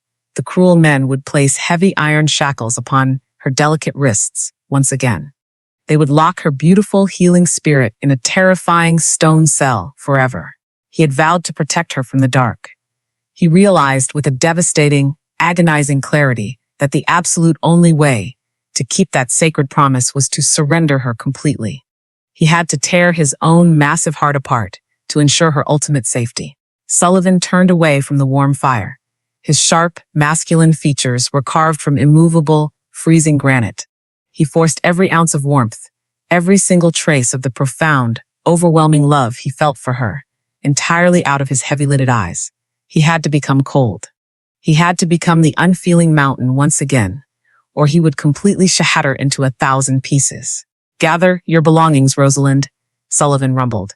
His deep, gravelly voice was utterly devoid of emotion, echoing coldly against the heavy timber walls. "I will prepare the massive draft horses. I will take you down to their camp before the sun rises." Rosalind stared at him. The delicate color drained entirely from her beautiful face. She stepped forward, her large, expressive eyes wide with absolute, horrifying disbelief. "What are you saying?" she breathed, her clear voice trembling violently. "We can fight them, Sullivan. We can hide in the deep caves above the timberline. I will not go back to those cruel men. I will not do it. You will go," he commanded softly, the terrible lie burning a massive, agonizing hole directly through his own soul. I cannot fight the entire federal government. If you remain here, you will rot in a dark prison cell. I did not pull you from the freezing mud simply to watch the law completely destroy your beautiful spirit. They will destroy my spirit the very second I step off this mountain. She wept desperately. She reached out with her small, bandaged hands, grasping the thick flannel of his heavy shirt. Do not do this. Do not send me away. We promised to stand together in the dark. Sullivan looked down at her delicate fingers, gripping his shirt. Every primal instinct in his massive body screamed to pull her closely into his arms, to hold her fiercely and wage absolute, bloody war against the entire world. The physical pain of his bitter sacrifice was entirely unbearable. It felt exactly like the terrible night he stood before the burning timber house, completely powerless to save everything he loved. He reached up with his massive, calloused hands. He gently, firmly removed her delicate fingers from his heavy clothing. He stepped backward, placing a terrible, icy distance between their bodies. The choice is already made, Sullivan muttered, staring firmly at the hard wooden floorboards because he absolutely could not bear to look into her shattered eyes. The high mountain is no place for a delicate Eastern widow. I cannot protect you anymore. Pack your bags. He turned his broad back toward her and walked rapidly into the cold cedar workshop, shutting the heavy timber door firmly behind him. Rosalind stood completely alone in the center of the massive room. The roaring fire suddenly offered absolutely no warmth. The profound, undeniable love she had discovered only an hour ago felt like a cruel, devastating illusion. He was giving up. The immovable mountain giant was surrendering her to the wolves. Tears streamed silently down her pale, porcelain cheeks. Her fragile heart physically broke within her chest. She moved slowly toward the heavy cedar chest. She retrieved the ruined, muddy, pastel blue silk dress she had arrived in. She carefully picked up the battered wooden box containing the heavy silver surgical tools of her late husband. She did not possess anything else in this brutal territory. She packed her meager belongings into a small canvas sack. She wrapped the thin, worn gray wool shawl around her trembling, delicate shoulders. She walked slowly toward the heavy oak door. She placed her small hand upon the thick iron latch. The heavy workshop door creaked open. Sullivan stood in the shadows of the doorway, his massive frame completely filling the space. He watched her prepare to leave, his very soul screaming in absolute silent agony. Rosalind paused. She did not open the heavy oak door. She turned her head slowly, looking back at the giant mountain man over her delicate shoulder. The tears were completely gone from her eyes, replaced by a profound, hollow devastation. I crossed 1,000 miles of terrible darkness to find a man brave enough to love me, Rosalind whispered, her clear voice carrying a devastating, agonizing finality that struck the giant far harder than any iron bullet. But it seems I only found a massive coward completely terrified of the light. The devastating finality of her whispered words struck the giant mountain man with the catastrophic force of a heavy avalanche. The delicate, broken widow did not wait for a single reply. She pulled the thick oak door open, stepping entirely out into the freezing, bitter wind of the alpine ridge. The heavy iron latch clicked shut behind her, sounding exactly like a thick vault sealing forever. Sullivan remained completely paralyzed within the dark shadows of the cedar workshop. For 10 agonizing years, he had firmly believed that profound isolation was the only true form of protection. He believed that holding on to absolutely nothing meant he could never lose anything ever again. He truly thought that surrendering the beautiful woman to the cruel Eastern law was a sacred, necessary sacrifice to spare her fragile life. But as the heavy, suffocating silence of the empty cabin crushed against his massive chest, the terrifying, blinding truth finally pierced his hardened soul. He was not protecting her. He was abandoning her entirely to the very flames he had sworn to fight. To send her back to the men with heavy iron shackles was to build the heavy green timber door all over again, and to simply stand outside while her beautiful spirit burned into ash. He was choosing the safety of his own stoic misery over the fierce, terrifying courage required to fight for love. The thick, impenetrable fortress of ice surrounding his shattered heart, did not simply crack. It exploded entirely. A deep, roaring breath filled his massive lungs. A terrifying, righteous wrath erupted from the absolute depths of his awakened spirit. He was Sullivan, the immovable master of the high timberline, and he would not surrender the radiant light of his life to the dark shadows ever again. He lunged forward, throwing the heavy oak door wide open. The snowy clearing was completely empty. Rosalind had already vanished down the treacherous, icy trail, walking alone to surrender herself to the cruel men below. Sullivan did not reach for the heavy Winchester rifle. He did not need iron and gunpowder to exact his righteous justice. He rushed to the heavy timber barn, throwing a thick leather saddle upon the back of his largest draft horse.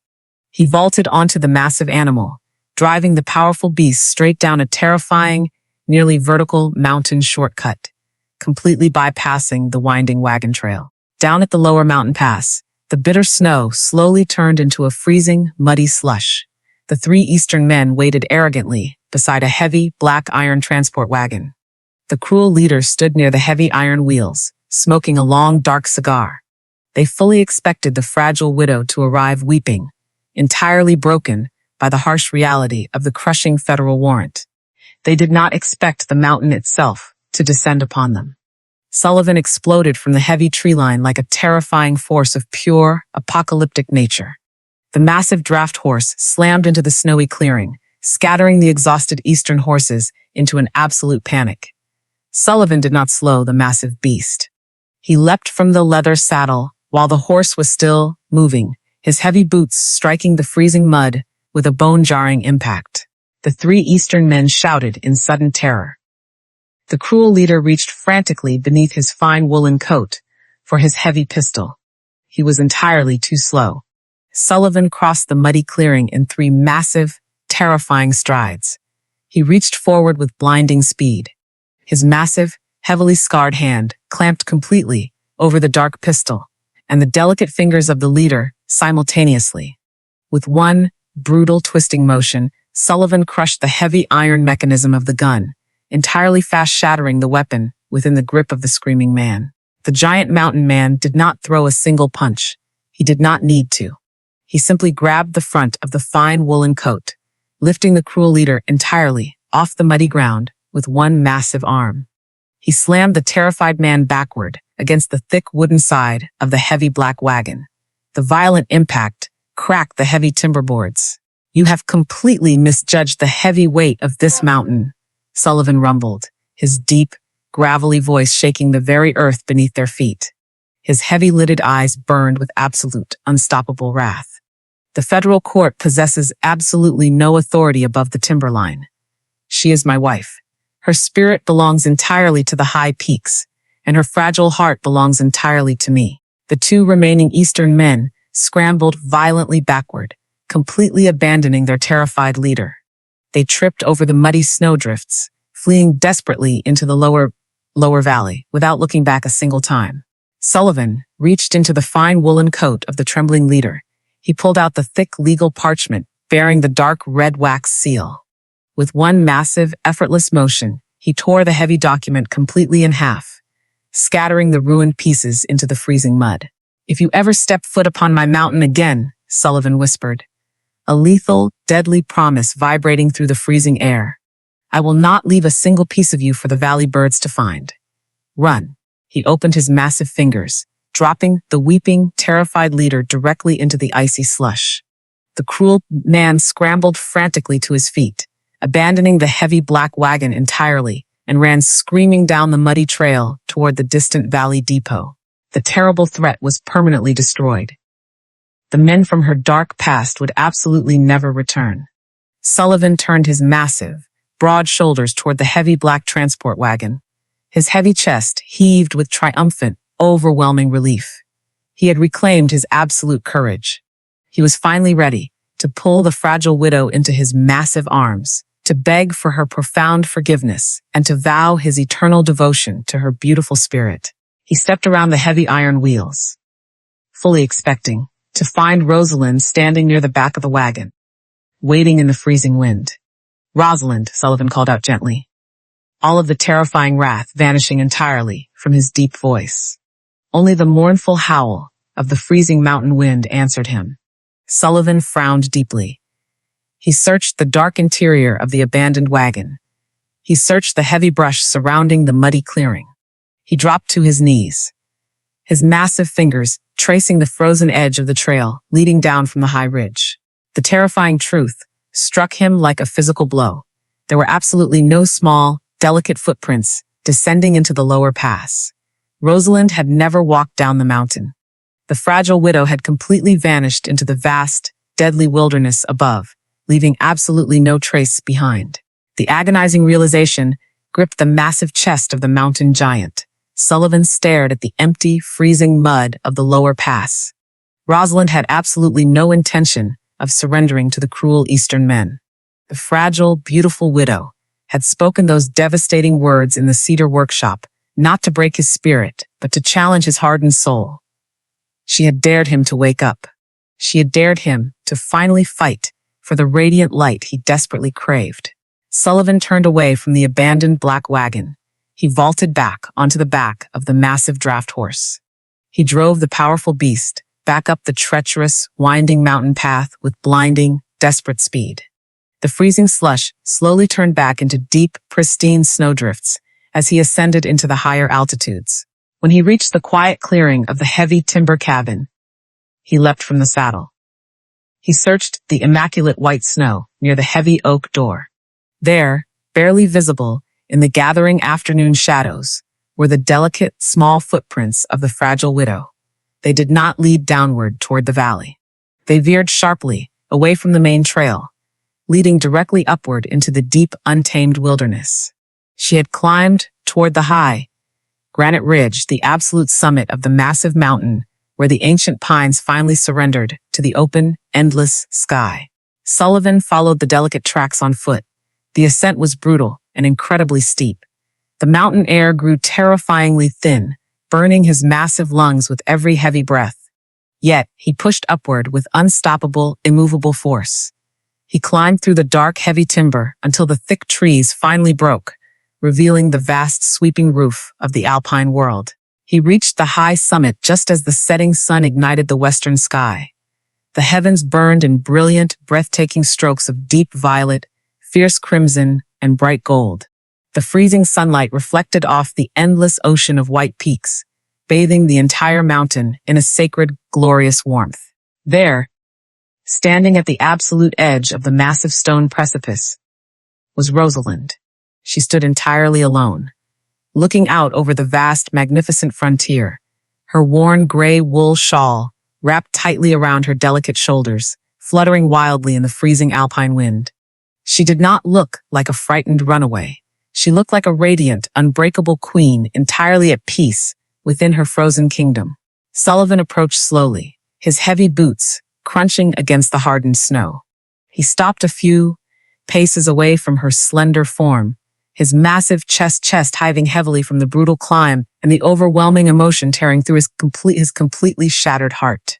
"I drove them away," Sullivan rumbled, his deep, gravelly voice entirely thick with raw, bleeding devotion. "I destroyed the heavy federal warrant. They will absolutely never touch you again. I am so incredibly sorry I asked you to leave. I was entirely terrified of losing you, and my fear nearly cost me the only true light I have ever known." Rosalind turned away from the burning horizon. Her striking, beautiful face was illuminated completely by the golden light of the setting sun. Her large, expressive eyes were completely clear, devoid of all sorrow and lingering pain. A profound, gentle smile touched her delicate lips. "I knew you would not let them take me, Sullivan," Rosalind breathed, her clear voice carrying a melodic, absolute certainty that completely stole the breath from his massive lungs. "I walked away from the cabin because I needed you to realize that you are not a man built of ruined timber. I needed you to remember how to fight for your own happiness." She closed the physical distance between them, stepping directly into his massive, imposing shadow. She reached up with her small, unbandaged hands, resting her delicate palms flat against the heavy flannel, covering his rapidly beating heart. "There is a truth you must know," she murmured softly, her eyes locking fiercely onto his heavy-lidded gaze. a secret I have kept hidden since the very moment I stepped off the heavy carriage into the freezing valley mud. Sullivan remained perfectly still, completely captivated by the profound strength radiating from her fragile spirit. The Western Agency did not make a terrible mistake, Rosalind confessed, the final, absolute piece of the mysterious puzzle falling perfectly into place. It was never a cruel joke of destiny. I was not sent to you by accident. The giant mountain man frowned in quiet, complete confusion. After the cruel men took the life of my husband, I fled to the dark edges of the eastern city, she whispered, her voice remaining incredibly steady. I worked as a silent cleaner in the offices of the Frontier Agency just to buy daily bread. Late one evening, while sweeping the wooden floorboards, I found a rough, handwritten letter resting upon a heavy desk. It was your letter, Sullivan. A deep, powerful shock washed entirely over the mountain giant. You demanded a sturdy, hardened pioneer woman, Rosalind continued, a warm, beautiful tear tracing a slow path down her pale cheek. But I read the quiet words hiding beneath your harsh demands.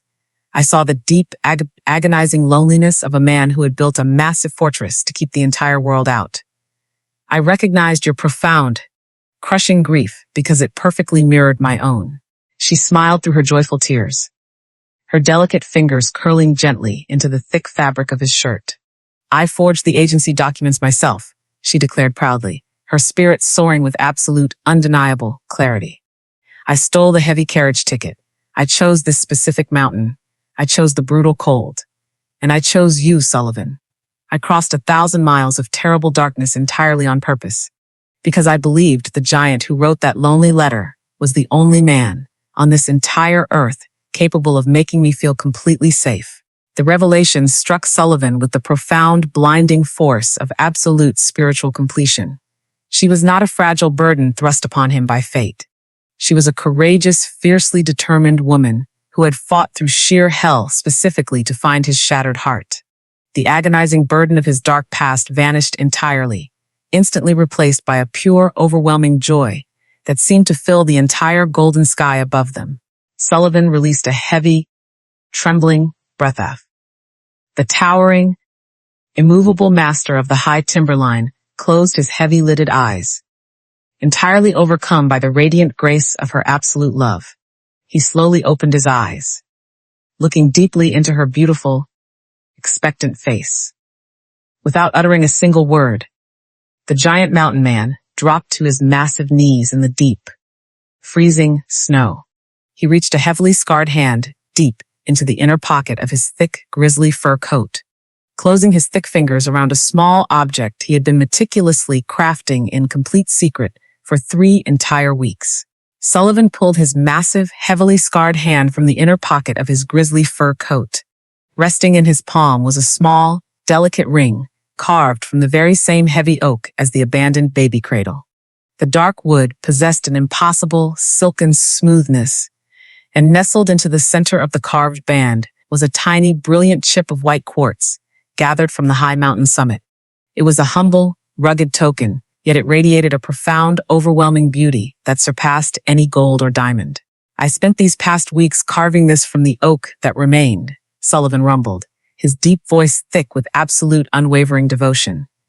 I began the cradle as a tribute to the family I lost, but I have finished this ring as a promise to the life I wish to build with you. I do not offer you a fortress of isolation. I offer you my protection, my strength, and every single beat of my heart for the rest of my days. He held the wooden ring toward her. His massive fingers trembled slightly, a vulnerability that completely mirrored the softness in his eyes. Rosalind stared at the ring, her large, expressive eyes swimming with joyful, crystalline tears. She reached forward, her delicate, unbandaged fingers, gently taking the oak ring from his massive hand. She did not hesitate. She slid the wooden band onto her finger, where it rested perfectly, a permanent, tangible symbol of their unbreakable, shared resilience. You have given me a home when I believed I was entirely lost to the world, Rosalind whispered, her clear voice ringing with absolute, permanent joy. I do not seek a life of comfort in the lowlands. I seek a life of courage beside you, here on the high mountain. I choose you, Sullivan. I choose this life. I choose this love. The giant mountain man rose slowly from the snow. He pulled her into his massive arms, lifting her completely from the frozen ground. He spun her slowly against the backdrop of the burning, violet sunset, their laughter ringing out across the vast, silent alpine expanse. The terrifying shadows of their past were finally, permanently gone. They were not two broken souls surviving in the dark.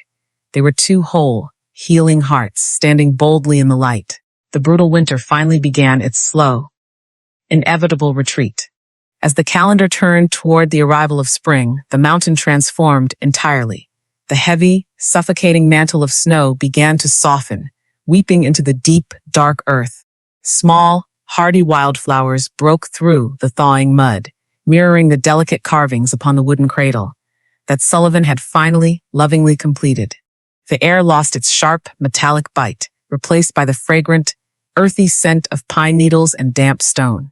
The high timberline cabin was no longer a silent, icy fortress. It had become a sanctuary of life.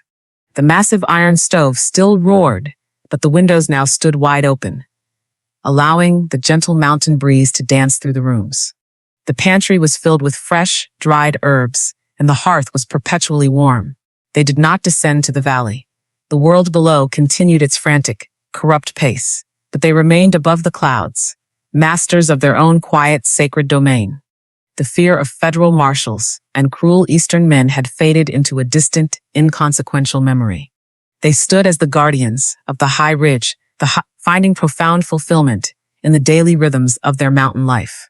Every morning, Sullivan split the wood with controlled, effortless power, while Rosalind tended to the small, thriving garden she had established near the porch. In the quiet evenings, they sat together by the fire. He worked on his intricate woodwork, and she read aloud from the small collection of books she had saved from her previous life. They spoke often of the children they would one day raise, not as ghosts of the past, but as new, vibrant chapters of their shared future. The profound, agonizing loneliness that had defined their lives was entirely erased. They had learned that true healing did not occur by forgetting, but by integrating the shattered pieces of their stories into a mosaic of enduring strength. They had transformed their suffering into a fountain of empathy, using the lessons of their pain to nurture a love that was as immovable and eternal as the granite peaks surrounding them. The mountain giant had found his voice and his capacity for profound, gentle intimacy. The beautiful widow had found her voice and her capacity for fierce, unyielding courage. They were equals.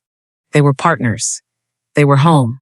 The story of the lonely mountain man and the beautiful widow became a quiet, enduring legend in the lower valley.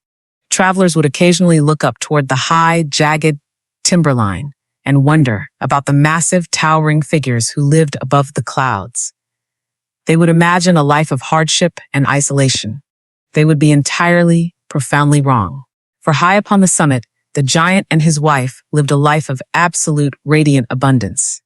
They possessed nothing of monetary value, yet they held the greatest wealth the world could offer, a love that had survived the fire, endured the storm, and blossomed in the frozen silence of the high timber.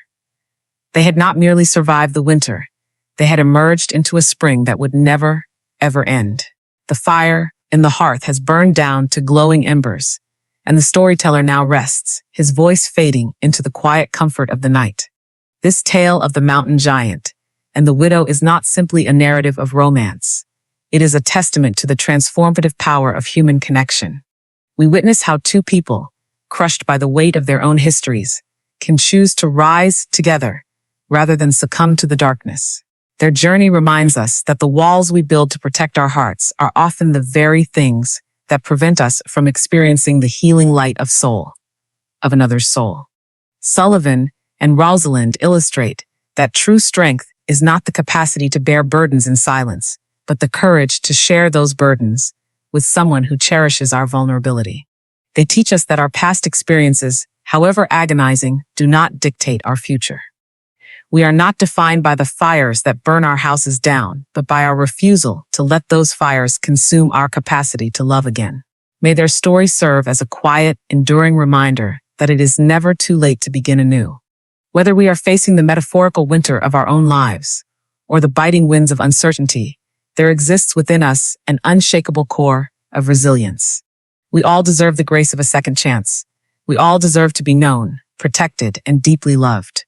As you walk back into your own life, carry this memory with you. Trust in the light you find in others, and never, ever be afraid to invite love into the quiet, frozen places of your heart. This story is a work of fiction intended for entertainment purposes. All characters, names, places, and events depicted in this narrative are either the product. Normally, I can help with things like this, but I don't seem to have access to that content. You can try again or ask me for something else.